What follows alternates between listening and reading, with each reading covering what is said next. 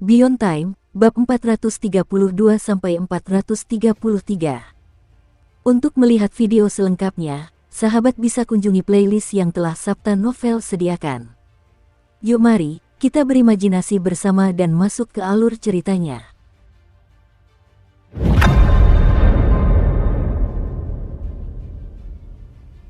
Suking tidak terlalu senang. Manisan buah itu enak, dan benar-benar membangkitkan kenangan indah dari kota tak tertandingi. Itulah sebabnya dia makan perlahan, untuk menikmati rasanya. Tapi kemudian angin beracun itu datang dan menghancurkan seluruh tusukan buah. Setelah berhasil membunuh musuh, Suking menatap dingin King Qiyu yang bergegas mendekat. Ia masih tidak memiliki kesan yang baik terhadapnya, tetapi mengingat ini adalah misinya, ia berkata dengan dingin, "Aku tidak mencoba mengambil poin militermu." Lalu dia berbalik untuk pergi. Sebelum dia sempat pergi, King Qiyu berbicara dengan suara sedingin es. "Siapa peduli dengan kredit militer?" Melangkah maju, dia sama sekali mengabaikan Suking dan berhenti untuk berdiri di atas pria berjubah hitam itu. Dia tidak mengambil tasnya. Sebaliknya, dia menginjakkan kakinya ke kepala pria itu. Tusuk sate bambu sudah menembus kepalanya, namun dia menginjaknya dengan kekuatan sedemikian rupa sehingga kepala itu meledak dengan suara letupan. Ketika suara itu sampai ke telinga Suking, dia berhenti dan menoleh ke belakang. King Qiyu jelas belum puas, karena dia terus menginjak-injak mayat itu, menghancurkannya hingga menjadi bubur. Kebrutalan itu mengejutkan bahkan Suking, dan dia hanya bisa menduga bahwa orang ini telah sangat menyinggung King Qiyu. Sambil memalingkan muka, dia melanjutkan perjalanannya kembali ke paviliun pedangnya. Sepanjang waktu itu, King Qiyu bahkan tidak menatap Suking. Setelah dia menghajar pria berpakaian hitam itu hingga babak belur, dia akhirnya menarik tasnya dari tumpukan darah. Kemudian dia melirik ke bawah dengan jijik pada daging yang hancur berkeping-keping itu. "Kau pikir kau pantas disebut si bocah? Kau mencemarkan nama baik itu. Karena itu, aku akan membunuhmu dan bahkan tidak akan meninggalkan mayat." Dia tidak sedang dalam misi untuk melacak penjahat ini. Sebaliknya, dia hanya memperhatikan bahwa ada seseorang bernama si bocah dalam daftar buronan. Itu sudah lebih dari cukup untuk membuatnya ingin membunuhnya. Di hati King Qiyu, istilah si bocah sangat sakral. Baginya, itu melambangkan keindahan dan kebahagiaan. Dia tidak akan pernah membiarkan siapapun menodai nama khusus itu. Setelah hantu jahat itu benar-benar yakin Suking telah pergi, ia berteriak ke dalam pikiran King Qiyu, "Ya. Oh ya, bunuh dia. Akhiri semuanya dengan kehancuran bersama." "Cukup," jawab King Qiyu dingin. "Apakah kau sudah menemukan detail dari masalah yang kuminta kau selidiki?" Hantu jahat itu langsung menjawab, "Tentu saja.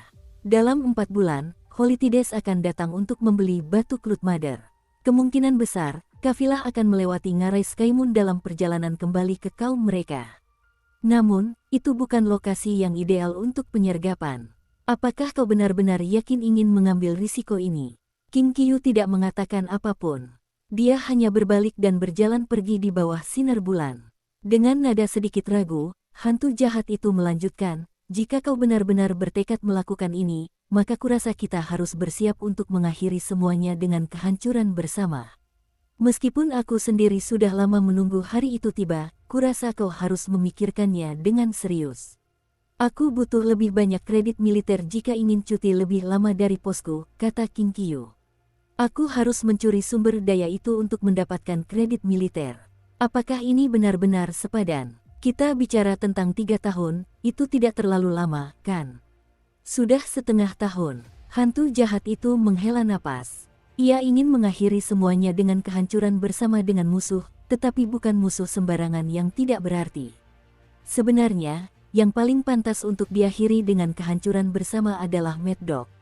King Qiyu mengabaikan hantu jahat itu dan melanjutkan, "Aku tidak bisa menunggu 3 tahun. Aku harus kembali ke Phoenix Selatan secepat mungkin. Mungkin sebaiknya kau berhenti mengkhawatirkannya. 3 tahun bukanlah masalah besar. Mengingat berapa banyak waktu yang telah berlalu, siapa peduli jika 3 tahun lagi berlalu?" "Tentu tidak. Apa kau tidak sadar betapa aku terus-menerus mengkhawatirkan ini? Kakak Kit bisa berada dalam bahaya besar di Phoenix Selatan. Aku tidak bisa menunggu lebih lama lagi." Sekarang aku sudah cukup kuat untuk melindunginya, aku benar-benar harus pergi mencarinya. Aku berhutang nyawa padanya. Saat berjalan di malam hari, dia menggosok kristal kecil yang disimpannya di bawah pakaiannya. Matanya berbinar penuh tekad. Su Qing sudah kembali ke paviliun pedangnya. Setelah duduk bersila, ia mulai dengan saksama mempelajari slip giok dari wakil gubernur. Waktu berlalu, tepat ketika cahaya fajar mulai menyebar di langit, Su Qing mendongak dan matanya berkedip penuh pertimbangan. Boneka abadi dibuat dari subjek yang hidup, dan mereka harus menjadi peserta yang sukarela. Dia sudah mempelajari semua informasi itu beberapa kali, dan sekarang merasa cukup tahu tentang bagaimana para demi immortal menciptakan boneka abadi mereka. Sayangnya, proses penciptaan itu dianggap sangat rahasia oleh para demi immortal, jadi tidak mungkin bahkan gubernur letnan pun dapat mengungkap aspek-aspek yang paling mendalam. Meskipun demikian, informasi dalam gulungan giok itu sudah cukup bagi Su Qing. Entah itu sihir rahasia, teknik transformasi, atau 9 penyempurnaan setengah abadi yang disebutkan, semua itu sebenarnya tidak penting. Yang penting adalah mereka membutuhkan peserta sukarela dari spesies mereka sendiri. Dengan mata menyipit, Su Qing teringat kembali pada para setengah dewa yang pernah dilihatnya di dunia penjara. Mungkinkah para demi immortal memiliki motif tersembunyi untuk menginginkan klausul hukuman penjara 10 tahun dalam perjanjian 3 spesies? Misalnya, bagaimana jika para narapidana diubah menjadi boneka abadi setelah mereka dibebaskan? Biasanya, para narapidana di dunia penjara akhirnya mati berulang kali sampai ingatan mereka terhapus. Mungkin itu sebagian dari alasan mengapa para subjek rela menjadi boneka abadi. Mata Su Qing berbinar-binar saat ia memikirkan apa yang dikatakan Ghost Hand tentang perintah gubernur dari 300 tahun yang lalu. Senior Ghost Hand mengatakan bahwa, demi menjaga persahabatan kita dengan para demi immortal, gubernur mengeluarkan perintah yang melarang kita untuk mengutak-atik ingatan para demi immortal. Seluruh kejadian ini, meskipun tampaknya gubernur menunjukkan belas kasihan, jika spekulasi Su Qing benar, maka itu berarti gubernur kemungkinan tahu bagaimana boneka abadi diciptakan. Itu tampaknya menjadi alasan yang lebih mungkin baginya untuk mengeluarkan perintah seperti itu. Karena dia telah secara terbuka mengatakan itu demi persahabatan dengan para setengah abadi, mereka tidak dapat memprotes secara terbuka. Anda tidak pernah bisa menilai suatu situasi berdasarkan faktor eksternal. Itu adalah sesuatu yang telah dia pelajari di Seven Blood Eyes, dan bahkan lebih banyak lagi yang dia pelajari di Eight Sect Coalition. Sekarang dia berada di ibu kota kabupaten, hal itu menjadi semakin relevan. Jika semua ini benar, lalu bagaimana jika aku menemukan cara untuk menanam sesuatu pada para narapidana setengah abadi? Sesuatu yang akan tetap ada pada mereka setelah mereka dibebaskan. Dia terus memikirkan bagaimana dia bisa melakukan itu sampai matahari terbit. Dengan mata berbinar, dia pergi ke divisi pemasyarakatan. Namun, dia tidak pergi ke D132 atau unit C. Sebaliknya, dia pergi ke lantai 9. Dengan wewenangnya sebagai sipir unit C, dia sekarang dapat menelusuri informasi semua narapidana unit D. Dia berharap dengan melakukan itu, dia bisa mendapatkan lebih banyak petunjuk untuk diolah. Lagi pula, tidak semua narapidana demi immortal berada di unit C. Bahkan, ada sekitar 300 demi immortal yang dikurung di unit D. Dari kelompok itu, sekitar 17 orang akan segera menyelesaikan hukuman 10 tahun mereka, yang berarti mereka akan segera dikembalikan kepada kaum mereka.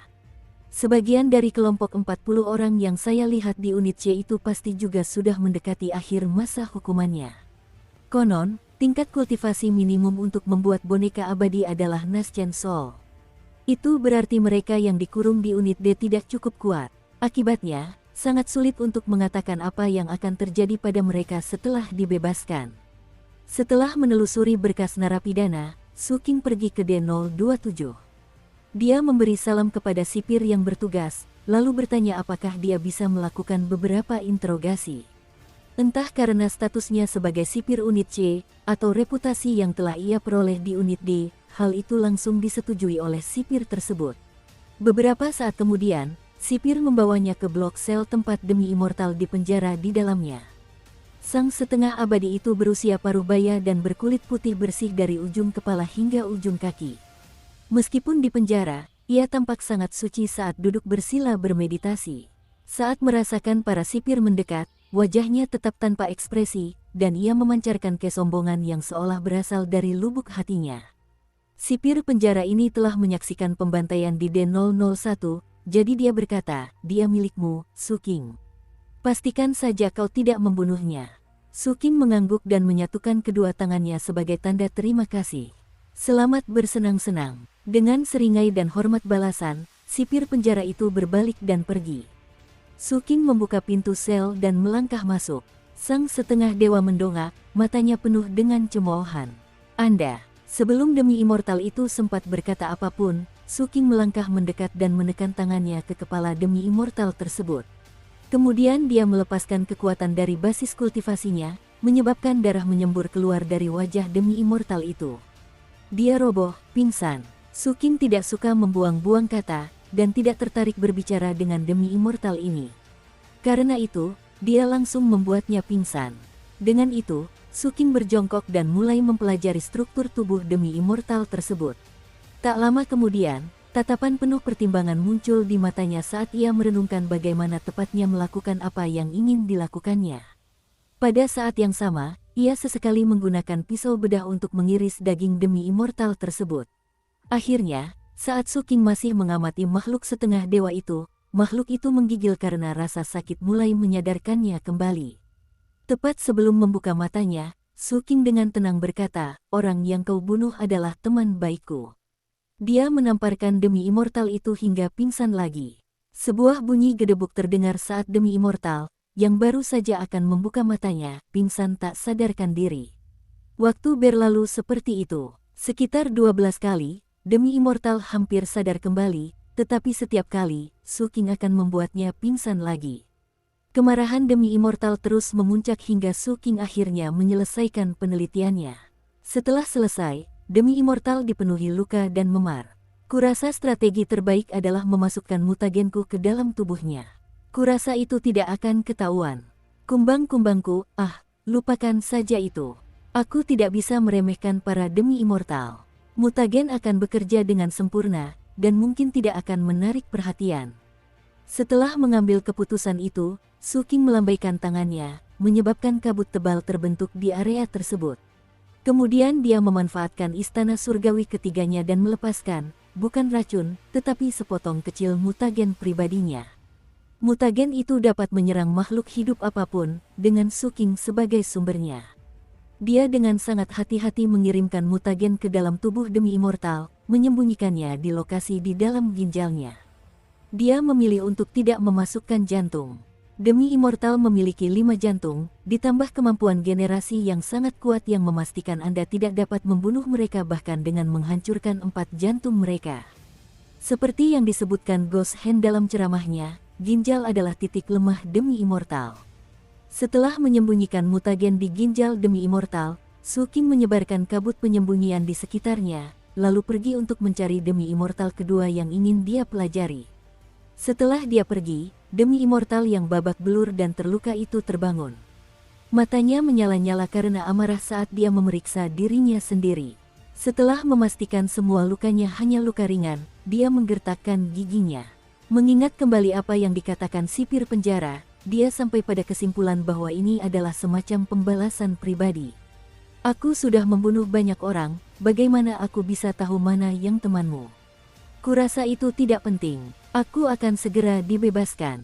Begitu aku bebas, aku akan memastikan untuk kembali menyiksa kamu berkali-kali." Saat amarah demi immortal pertama itu mereda, Su King menghabiskan waktu beberapa hari berikutnya melakukan hal yang sama dengan semua demi immortal di unit D yang hampir dibebaskan. Dia memastikan untuk mengubah penampilannya setiap kali, dan juga membuat cerita samaran yang sesuai dengan kejahatan spesifik setiap narapidana. Semuanya dilakukan sedemikian rupa agar para demi immortal tidak menyadari apa yang sebenarnya dia lakukan. Karena para narapidana tidak memiliki akses ke informasi dari luar, dia ingin mereka berpikir bahwa mereka hanyalah korban balas dendam. Setelah selesai, dia meninggalkan unit D dan pergi ke unit C. Ada 2 demi immortal di sini yang memenuhi kebutuhannya. Namun, meskipun ia mampu mematuhi hukum dunia kecil untuk waktu singkat, hal itu sulit. Melakukannya membuatnya sangat terbatas, dan ada batasan waktu yang terlibat. Untuk sementara waktu, kedua demi immortal itu akan dibebaskan. Itu berarti hal terbaik yang harus dilakukan adalah memfokuskan perhatiannya untuk membiasakan diri dengan hukum alam dan magis. Setiap kali dia memasuki dunia kecil, dia akan meluangkan waktu untuk beradaptasi dengan rasa sakit yang hebat. Dia tidak bisa bertahan lebih dari sekitar 300 tarikan napas, yang jelas tidak cukup lama untuk memasukkan mutagen ke dalam para demi immortal itu. Aku perlu mampu bertahan selama 2000 tarikan napas untuk melakukan itu. Yang bisa dia lakukan hanyalah bekerja lebih keras. Setiap kali berkunjung, dia selalu membawa sebotol minuman keras untuk Ghost Hand, karena dia tahu sipir penjara itu suka minum. Setelah melakukan itu beberapa kali, dia memanfaatkan momen ketika Ghost Hand sedang minum untuk bertanya apakah ada trik untuk bisa melawan hukum dunia kecil. Dia menduga pasti ada sesuatu seperti itu. Awalnya, Ghost Hand bahkan tidak menjawab pertanyaan itu. Tetapi setelah Suking memberinya minuman beralkohol berkali-kali, yang menyebabkan kekagumannya padanya semakin dalam, dia akhirnya mengungkapkan rahasianya. Dukung terus channel YouTube Sapta Novel. Suking mendengarkan dengan saksama. Setelah itu, dia melakukan lebih banyak tes di dunia kecil. Lebih banyak latihan. Dia mulai membuat kemajuan yang lebih baik setelah itu. Jumlah waktu yang bisa dia tahan terhadap hukum-hukum tersebut meningkat. Sebulan kemudian, dia meningkat dari 300 napas waktu menjadi 1000. Selama waktu itu, sesuatu yang besar terjadi di Ciciling County. Para kultivator Netsade terlihat di wilayah tersebut. Istana Swatsage mengirim beberapa ahli terbaik yang melacak para Netsade dan menangkap mereka, lalu membawa mereka kembali ke unit C untuk diinterogasi. Masalah ini dirahasiakan dari publik. Namun, sebagai sipir unit C, Suking mengetahuinya. Pada hari Netsades dibawa masuk, dia sedang melapor untuk giliran kerjanya. Dia baru saja tiba di level 90 ketika dia melihat Ghost Hand dan sekelompok sipir penjara dunia satu lainnya sedang menangani pemindahan tahanan. Itu adalah kali pertama Suking melihat tanaman Netsade. Jika ada satu momen yang dapat ditunjuk sebagai saat umat manusia mulai mengalami kemunduran, itu adalah perang dengan bangsa Firemun Darheaven. Namun, Netsades adalah pembunuh kejam yang memanfaatkan momen kelemahan umat manusia untuk secara brutal membantai mereka lebih jauh. Sekitar waktu yang sama, kaum Holytide memilih untuk bergabung dengan kaum Netsades. Dari sudut pandang sejarah, pengkhianatan Grand Duke Holytide merupakan sebuah kejutan yang mengejutkan. Namun, perspektif berubah seiring berjalannya waktu. Saat ini, hanya sedikit orang yang mengetahui kebenaran tentang apa yang terjadi. Suking tidak tahu banyak tentang hal-hal itu. Tetapi dia telah mempelajari sedikit tentang sejarah selama pelatihan pendekar pedangnya, dan pelajaran itu diajarkan oleh wakil gubernur. Dia tahu bahwa kaum Netsade tidak menyukai sinar matahari. Karena itu, mereka menghancurkan matahari yang bersinar di atas tanah mereka, menyebabkan matahari itu binasa. Setelah itu, kaum Netsade hanya memiliki bulan di atas kepala mereka. Hal itu saja sudah menunjukkan betapa tangguhnya Netsade. Dan sekarang, Suking akhirnya mendapat kesempatan untuk melihat Netsade secara langsung. Ada total 4 orang yang dikirim ke unit C. Mereka sama sekali tidak terlihat seperti manusia. Netsade bertubuh kurus dan kecil.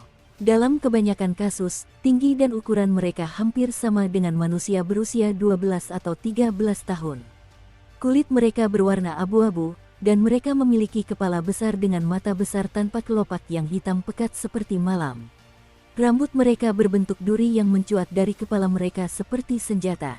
Dalam kegelapan level 90, duri-duri itu memancarkan cahaya redup. Mereka terikat erat dan tampak lemah serta putus asa. Mereka menanggung bekas luka dari interogasi berat yang telah mereka alami, banyak luka yang begitu dalam hingga memperlihatkan tulang. Masing-masing memiliki jarum hitam panjang yang ditancapkan ke kepalanya yang ditutupi dengan simbol-simbol magis kecil yang tak terhitung jumlahnya. Saat Suking mengamati pemandangan itu, Ghost Hand membuat beberapa pengaturan terakhir dengan para pendekar pedang yang telah membawa para Netsade. Melihat Suking memperhatikan, dia melirik keempat Netsade itu, matanya berkilat dengan niat membunuh. Anda tidak sering melihat tanaman Netsade di Ciciling County, katanya. Dengan begitu, dia memerintahkan para sipir unit C untuk membawa 3 anggota Netsades ke dunia kecil. Senyum sinis di wajah para sipir unit C menunjukkan dengan jelas bahwa mereka akan bersenang-senang dengan para narapidana yang jarang terlihat ini. Ingat, jangan bunuh mereka, kata Ghost Hand dengan kasar. Biarkan mereka hidup agar semua orang punya kesempatan untuk berlatih pada mereka. Jangan hanya menyimpan mereka untuk diri sendiri. Para sipir unit C tidak mempermasalahkan nada kasar Ghost Hand. Sambil menyeringai, mereka membawa pergi ketiga Night Sade lainnya. Tak lama kemudian, hanya Suking, Ghost Hand, dan Night Sade yang tersisa di level 90. Ayo, Suking, kita tidak punya spesimen selama kuliah pelatihan saya. Jadi sekarang kita akan mengadakan kelas dadakan kecil-kecilan. Ghost Hand menjilat bibirnya sambil menatap Night Sade yang terengah-engah. Berjalan mendekat, dia mengambilnya. Tanaman Night Sade tidak menyukai sinar matahari. Itulah kelemahan fatal mereka. Namun, jangan tertipu oleh penilaian umum itu. Itu tidak berarti mereka akan benar-benar mati jika terkena cahaya. Lagi pula, tanah Night Sade memiliki bulan. Kenyataannya adalah jika Anda ingin membunuh mereka, Anda membutuhkan sinar matahari yang sangat kuat dan sangat murni. Jika tidak, yang terjadi hanyalah membuat mereka merasa tidak nyaman. Dengan mata berbinar penuh kebencian, Ghost Hand melanjutkan, perhatikan mata Night Sade. Tanda penyegelan yang tak terhitung jumlahnya berkumpul di mata itu, karena mata mereka penting bagi metode kultivasi mereka. Seni kultivasi khas mereka berkaitan dengan perbudakan. Saat Suking menyaksikan, Ghost Hand menusukkan jarinya ke mata kultivator Night Sade dan mencabutnya dari rongganya. Saat Night Sade menjerit, darah hitam berceceran kemana-mana. Ghost Hand melemparkan bola mata itu ke Suking. Ekspresi Suking tetap sama seperti biasanya saat dia menangkap bola mata itu dan memeriksanya. Benar saja, dia bisa melihat simbol-simbol magis yang tak terhitung jumlahnya di dalam mata itu, tersusun rapat membentuk formasi mantra. Benda itu bisa dianggap sebagai senjata. Simpan saja sebagai kenang-kenangan. Menyadari bahwa itu adalah barang berharga, Suking menyimpannya lalu menangkupkan tangannya sebagai tanda terima kasih. Sekarang, mari kita lanjutkan pelajarannya, kata Ghost Hand, sambil mengguncang Night Sade yang dipegangnya dengan kasar. Karena kultivasi Night Sade dan juga kemampuan bawaan mereka memiliki indera ilahi terbaik di antara semua spesies. Bahkan, indera ilahi mereka sangat kuat sehingga mereka dapat menggunakannya untuk membunuh seseorang tanpa meninggalkan bukti apapun. Mereka dapat menggunakannya untuk mengendalikan semua materi fisik, dan itu adalah salah satu cara mereka memperbudak begitu banyak spesies yang tak terhitung jumlahnya. Para ahli Night Sade terkuat dapat menciptakan sesuatu dari ketiadaan, dan mewujudkan objek fisik dari udara kosong. Di dalam kepala setiap Night Sade terdapat pertumbuhan yang kami sebut kristal otak. Kristal ini sangat berharga. Kristal otak adalah kunci kemampuan spesies ini untuk menyerap mutagen dan menggunakannya dalam kultivasi. Di masa lalu, ada manusia yang mencoba mengambilnya, menyerapnya, dan menggunakannya dalam kultivasi. Upaya tersebut gagal. Apa yang telah saya jelaskan sejauh ini adalah ciri-ciri paling mendasar dari spesies ini. Night Sade adalah spesies yang berkembang biak dengan pesat, jadi seperti yang mungkin Anda duga, mereka memiliki berbagai macam sekte, klan, faksi, dan sejenisnya. Dan tentu saja, teknik sihir mereka juga sangat beragam dan kompleks. Ngomong-ngomong, rambut mereka adalah senjata paling mendasar mereka. Rambut itu mengandung racun yang mampu memusnahkan jiwa. Jika kalian bertemu dengan Night Sade, waspadalah terhadap rambut mereka. Ghost Hand hendak melanjutkan ketika Suking dengan ragu-ragu berkata, "Senior, bolehkah saya menyimpan salah satu helai rambut itu sebagai kenang-kenangan?" Mendengar itu, Ghost Hand tertawa terbahak-bahak. Ia mencabut 3 helai rambut yang runcing itu dan melemparkannya ke Suking. Kemudian ia melanjutkan menjelaskan lebih detail tentang Night Sade, dengan sangat gamblang dan komprehensif. Menjelang akhir, dia membelah Night Sade untuk melihat bagian dalamnya. Itu sangat brutal. Ekspresi Suking tidak pernah berubah, dan dia menyaksikan sampai akhir. Dia tidak memiliki simpati sedikit pun untuk Night Sade ini. Dia tahu bahwa jika dia ditangkap oleh spesies mereka, dia akan mengalami siksaan serupa. Permusuhan antara kedua spesies itu sudah terkenal di seluruh Revered Ancient. Meskipun begitu, Suking mulai merasa bahwa Ghost Hand tidak hanya mengajar di kelas. Lebih tepatnya, dia menggunakan kedok kelas untuk memuaskan hobinya sendiri. Berpura-pura tidak menyadari hal itu, Su King hanya memperhatikan dengan saksama. Sekitar 2 jam kemudian, Ghost Hand selesai, dan dia mengakhiri kuliahnya. Sayang sekali kita tidak memiliki lebih banyak spesimen untuk dikerjakan. Mudah-mudahan lain kali kita bisa membahasnya lebih detail. Menjilat bibirnya, dia meneguk alkohol dalam jumlah besar, lalu bersenandung kecil saat memasuki alam bawah sadar. Saat ini, tidak ada 4 Night Sade di unit C, melainkan 3. Su King menyatukan kedua tangannya dan membungkuk saat pergi. Kedatangan para narapidana Night Sade tidak mengubah kehidupan sehari-harinya. Semuanya tetap sama seperti biasanya. Setiap hari, ia akan melapor ke D132 dan kemudian menghabiskan waktu untuk membiasakan diri dengan hukum alam di dunia penjara. Akhirnya, kerja kerasnya memastikan bahwa ia berhasil meningkatkan batas waktunya dari 1000 napas menjadi 1500 napas. Ia dengan cepat mendekati tujuan yang telah ia tetapkan untuk dirinya sendiri. Suatu hari, setelah sekian lama tanpa komunikasi, Kapten mengiriminya pesan. "Hei hei, adik kecil. Kau di paviliun pedangmu." Su King baru saja menyelesaikan giliran kerjanya dan kembali ke paviliun pedangnya. Mempertimbangkan cara Kapten menyapa, salah satu dari 2 hal berikut ini jelas, Kapten sedang bersama orang lain, atau dia memiliki sesuatu yang sangat penting untuk dibicarakan. "Ya, saya di sini," jawab Su King. Setelah cukup waktu berlalu hingga sebatang dupa terbakar, Kapten muncul dengan Ning Yan yang tampak sangat tidak nyaman. 1. Begitu mereka masuk, Kapten mendorong Ning Yan ke depan, lalu memberikan tatapan penuh arti kepada Su King sambil tertawa terbahak-bahak. "Adikku, orang ini ingin meminta sesuatu, tetapi tidak berani datang ke sini dan meminta saya untuk menjadi perantara." Su King menyatukan kedua tangannya untuk memberi salam kepada Kapten, lalu hanya menatap Ning Yan dengan dingin. Ning Yan gemetar dan wajahnya sedikit pucat. Sebenarnya, dia tidak punya pilihan lain selain meminta bantuan Chen Erniu untuk menghubungi Su King. "Kakak Su King," kata Ning Yan sambil menyatukan kedua tangannya sebagai salam. Su King mengabaikannya dan kembali menatap Kapten. Dalam hati, Kapten merasa senang, dan tidak bisa lebih bahagia lagi bisa kembali bersama Su King. Hanya dengan satu kata, Su King tahu apa yang dipikirkan Kapten. Jelas, cara dia menggenggam tangan saat memberi salam dimaksudkan untuk menghormati Kapten. Ingat bagaimana bocah ini sebenarnya tidak menjadi pendekar pedang penuh di prefektur penerima kaisar. Dia harus mengikuti ujian lagi di ibu kota kabupaten ini. Nah, tebak apa? Dia lulus. Namun, bagian terakhir membutuhkan dukungan pribadi dari pendekar pedang baru lainnya dari prefektur yang sama. Sayangnya, Ning Yan tidak mengenal banyak orang. King Qiu mengabaikan permintaannya, dan meskipun aku menawarkan diri untuk membantu, dia menolak. Karena itu, bagaimana menurutmu jika kau membantu dia? Sang Kapten menatapnya dan berkedip beberapa kali. Hanya dengan sekali pandang, Su King menyadari bahwa Kapten sedang memanfaatkan Ning Yan atau membutuhkannya untuk rencana tertentu. Lagi pula, tidak mungkin Kapten akan bersusah payah seperti ini jika tidak menguntungkannya. Su King memikirkannya sejenak. Jika Ning Yan yang datang dengan permintaan ini, dia pasti akan menolak. Tetapi karena permintaan itu datang dari kakak laki-lakinya, dia mempertimbangkannya sebentar lalu mengangguk setuju. Melihat itu, wajah Ning Yan berseri-seri gembira.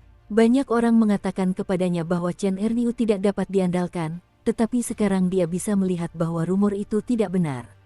Chen Erniu bersikeras bahwa dia bisa membuat Su King setuju untuk membantu, dan sekarang itu benar-benar terjadi. Ning Yan sangat terkesan. Dia segera mengucapkan terima kasih yang sebesar-besarnya. Kemudian Su King setuju untuk bertemu dalam 7 hari di cabang arsip untuk menyelesaikan formalitas. Sambil berjabat tangan, Ning Yan pergi. Kapten tetap tinggal. Setelah mereka berdua saja, dia duduk di seberang Su King, mengeluarkan apel untuk dimakan, dan terkekeh. "Ah King kecil, Ning Yan ini pada dasarnya bukan orang jahat. Jangan khawatir merekomendasikannya. Untuk apa Anda membutuhkannya, Kapten?"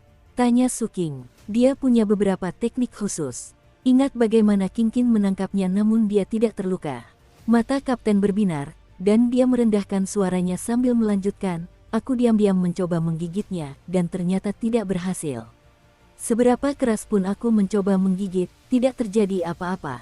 Ada sesuatu yang sangat aneh tentang dia. Su King menatap Kapten dengan tatapan aneh. Kapten pura-pura tidak memperhatikan. Dia mengatakan sesuatu tentang kebangkitan leluhur garis keturunan, tapi aku tidak mempercayainya. Ning Yan pasti menyimpan beberapa rahasia besar. Mengenai apa tepatnya rahasia itu, kurasa itu tidak penting. Intinya adalah dia memiliki mental yang sangat kuat yang akan menjadi keuntungan besar bagi kita ketika kita menyelesaikan pekerjaan besar kita selanjutnya. Coba pikirkan, dalam semua skenario sebelumnya, setiap kali kita menghadapi bahaya, kita harus melarikan diri untuk menyelamatkan nyawa. Ketika teknik sihir yang serius hendak menghantam kita tidak hanya terpaksa mempertaruhkan nyawa, tetapi juga semua harta berharga di sekitar kita akan hancur. Tapi Ning Yan benar-benar bisa menyelesaikan masalah itu. Sang kapten berkedip beberapa kali. Su King membalas kedipan matanya. Percayalah padaku, King kecilku. Aku tidak salah soal ini. Ning Yan jelas-jelas seorang jenius, jadi aku hanya mempersiapkan segalanya sejak dini. Jika kita menunggu sampai kita benar-benar membutuhkannya, kita tidak akan punya waktu untuk membujuknya agar berpihak pada kita secara halus. Saat Kapten duduk di sana dengan penampilan yang sangat mirip seorang ahli strategi ulung, Su King mengajukan satu pertanyaan. Apakah Wu Jianwu juga seorang jenius? Jangan sebut-sebut namanya, kata Kapten sambil menggigit apelnya dengan ganas namun sedih. Kemudian tiba-tiba ia tampak licik dan misterius saat mengganti topik pembicaraan. King kecil, benarkah mereka membawa beberapa Netsade ke divisi pemasyarakatan baru-baru ini? Mata sang kapten berbinar saat ia menunggu dengan penuh harap jawaban dari Su King. Su King tahu bahwa kapten sangat ahli dalam mengetahui hal-hal rahasia. Namun, situasi Netsade seharusnya sangat rahasia. Su King hanya mengetahuinya karena statusnya sebagai sipir penjara. Akibatnya, pertanyaan kapten membuat ekspresi terkejut muncul di wajahnya. Ekspresi itu memberitahu kapten semua yang perlu dia ketahui. Dengan mata berbinar penuh kemenangan, dia menjilat bibirnya dan berkata, kau harus memikirkan cara untuk mengamati para Netsade itu. Idealnya, rekam beberapa gambar. Pastikan kau mencatat cara bicara, tingkah laku, dan penampilan fisik mereka. Semuanya, semakin detail informasinya, semakin baik. Setelah kau mencatat semuanya, berikan kepadaku. Aku bisa memanfaatkannya dengan sangat baik. Percayalah padaku, King kecil. Waktunya hampir tiba untuk menjalankan tugas besar kita selanjutnya. Pupil mata Su King menyempit. Dia benar-benar ingin mendapatkan lebih banyak kredit militer. Dan meskipun rencana kapten tidak pernah berjalan sesuai rencana, hasilnya biasanya sepadan. Rencana-rencana itu cenderung melibatkan bahaya besar. Tetapi sejauh yang Su King ketahui, hidup di dunia ini memang penuh bahaya. Kalau begitu, jika imbalannya sepadan, maka bahayanya pun sepadan. Itu terutama benar mengingat dia telah menginvestasikan beberapa batu spiritual dalam usaha ini. Setelah berpikir lebih lanjut, dia menatap kapten dan bertanya, rencana ini ada hubungannya dengan Netsades. Sang kapten memasang ekspresi yang sangat misterius di wajahnya. Sambil menggigit apelnya, dia tersenyum puas kepada Su King. Seperti yang kukatakan sebelumnya, King kecil, Istana Pendekar Pedang jelas sangat menghargaiku, kalau tidak mereka tidak akan menugaskan jabatan sepenting ini di cabang audit kredit. Dalam kurun waktu yang telah berlalu, saya telah memperoleh pemahaman yang menyeluruh dan mendalam tentang cabang audit kredit. Saya mengetahui aktivitas dan pengaturan yang dilakukan oleh setiap pendekar pedang di Istana Pendekar Pedang, dari yang paling penting hingga yang paling tidak penting. Kecuali jika seseorang tidak menyimpan catatan prestasi militernya, maka sepasang mata saya yang sangat tajam ini akan dapat melihat semuanya tentang mereka. Nada suara kapten yang penuh kebanggaan membuat seolah-olah dia sedang menjelaskan beberapa isu sosial yang paling kompleks. Su King menghela napas dalam hati, dan tak bisa menahan rasa kagum yang mendalam pada kapten. Bagaimanapun juga, dia mampu mengambil tugas yang sangat biasa dan melakukan hal-hal luar biasa dengannya. Itu seolah menunjukkan tanpa keraguan bahwa kapten jauh lebih jenius daripada Ning Yan. Oleh karena itu, King kecil, kurasa ini menunjukkan bahwa kau masih kurang pengalaman. Kau perlu belajar satu atau dua hal dariku, mengerti? Jangan berkeliaran sembarangan seperti orang sembarangan dengan anak-anak manja itu. Apa gunanya? Terus-menerus menjalankan misi di luar akan membuatmu lelah, dan kau bahkan tidak akan mendapatkan banyak kredit militer. Ngomong-ngomong, saya benar-benar harus memberikan beberapa kritik yang membangun. Selama ini, hanya saya yang mengurus semuanya. Su Qing berkedip beberapa kali. Dia bisa merasakan kapten agak kesal tentang sesuatu, karena ini adalah kali ketiga dia menyebutkan hal serupa. Su Qing segera memutuskan untuk memastikan kekaguman yang dia rasakan terlihat jelas di wajahnya. Dia juga mengeluarkan sebuah apel yang sangat besar dan memberikannya kepada kapten. Kapten secara naluriah merasa bahwa dia seharusnya tidak menerimanya, tetapi pada saat yang sama, secara naluriah pula dia menerimanya. Melirik Su Qing, dia bersiap untuk melanjutkan berbicara, tetapi Su Qing mendahuluinya. "Kakak sulung," katanya pelan, "belum lama ini Ark Immortal Plumdark mengajakku bertemu dengan sahabat-sahabatnya di ibu kota kabupaten ini. Salah satu dari mereka bernama Li Sitao.